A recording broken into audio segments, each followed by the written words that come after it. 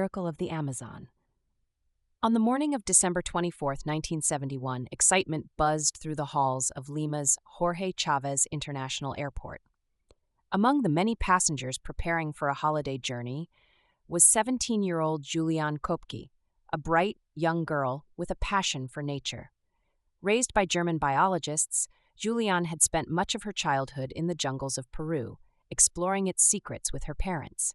That Christmas Eve, Juliane and her mother boarded Lanza Flight 508, a small Peruvian commercial airplane. The plan was simple: fly from Lima to Pucallpa, a city nestled near the Amazon rainforest, where they would meet Juliane's father for the holidays. The aircraft, like many in the region, was old and poorly maintained, but to Juliane, it was just another adventure. As the plane took off into the sky, everything seemed normal. Passengers chatted, and Juliane glanced out of the window, watching the familiar green expanse of the Amazon below. But 2 hours into the flight, things began to change. Dark, ominous clouds gathered on the horizon, and turbulence shook the plane violently. The flight crew tried to maneuver through the growing storm, but the situation grew worse. The sky outside turned an angry gray, and lightning crackled through the clouds. Suddenly, the plane was struck by a bolt of lightning. The impact was deafening, the aircraft jolted, and within moments it began to fall apart mid-air. Juliane could hear the metal creaking as overhead compartments flew open, sending luggage tumbling. Screams filled the cabin. One moment she was seated next to her mother, and the next she was falling. Juliane's seat broke free from the plane and spiraled downward. She was plummeting from over 10,000 feet, still strapped to her seat, spinning helplessly in the air. Time seemed to slow down. All around her, pieces of the plane's wreckage descended. It was a blur of chaos and destruction. At that moment, Juliane blacked out, as the roar of the storm and the fall became too much for her mind to comprehend. When Juliane awoke, she found herself lying in the middle of the dense Amazon rainforest. The sun was high, filtering through the thick canopy of trees above. Her body ached. She had suffered a broken collarbone, a deep gash on her leg, and several cuts and bruises, but she was alive. Miraculously, the jungle's thick vines and the cushion of her seat had helped soften the fall. Still, the reality of her situation began to sink in. She was alone, deep in the jungle, with no sign of other survivors. For the first time in her life, the jungle that had once felt like home now seemed vast and terrifying. The only sound was the hum of insects and the distant calls of birds and animals. Juliane called out for her mother, but there was no response. She wandered through the wreckage, finding debris and personal belongings scattered across the forest floor. But there were no signs of life. As she moved, Juliane realized she was injured, and worse, she had no supplies, no food, no medical kit. Yet she remained calm.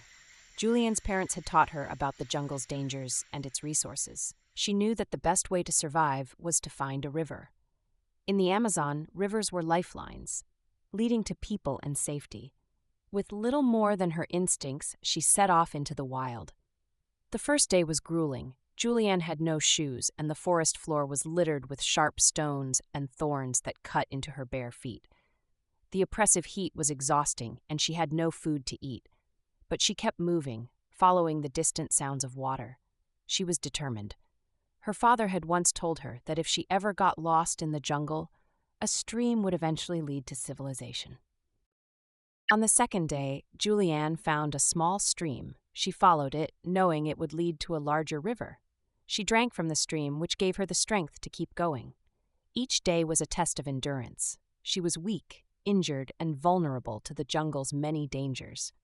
At night, she would lie on the ground, surrounded by the eerie sounds of the rainforest, howls of monkeys, the buzz of insects, and the distant rustling of jaguars.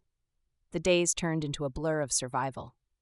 Juliane tended to her wounds as best as she could, but they began to fester. Her leg became infected, and maggots started to infest the gash. In a desperate attempt to rid herself of the maggots, Juliane remembered a survival technique her father had taught her. She poured gasoline from a wrecked fuel tank into the wound. The gasoline burned, but it drove the maggots out, and for the first time, she felt a sliver of hope. After 10 days of trekking through the jungle, Juliane came across something extraordinary, a small, abandoned boat by the riverbank. It was as if the jungle had finally offered her a lifeline. Nearby, she found a small hut built by local loggers. Juliane knew she had reached a place where people had been, and her ordeal might be coming to an end. She spent the night in the hut, resting for the first time in over a week.